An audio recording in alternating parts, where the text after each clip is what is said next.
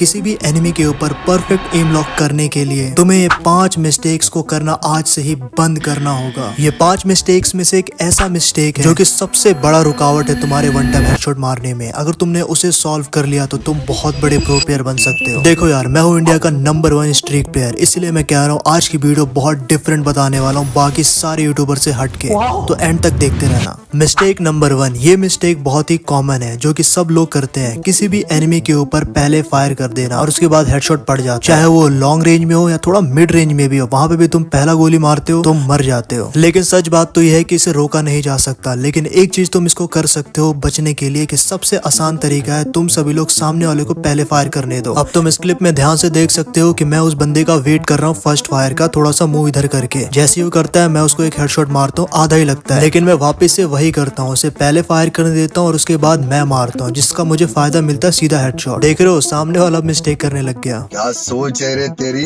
Mistake number 2, शायद तुम में से बहुत सारे लोग जंप करते रहते हैं और हेडशॉट मारते रहते हैं, लेकिन शायद तुमको ये नहीं पता कि 2025 के अंदर अब जो है सामने वाला एनिमी अगर चल के आ रहा है और सीधा मुंह करके आ रहा है तो उसे हेडशॉट मारना थोड़ा मुश्किल है, बजाय जो बंदा तुम्हारे सामने जंप ले रहा है और हेडशॉट मारने की ट्राई कर रहा है। बिल्कुल सही सुना। इसका रीजन बहुत बड़ा सिंपल है।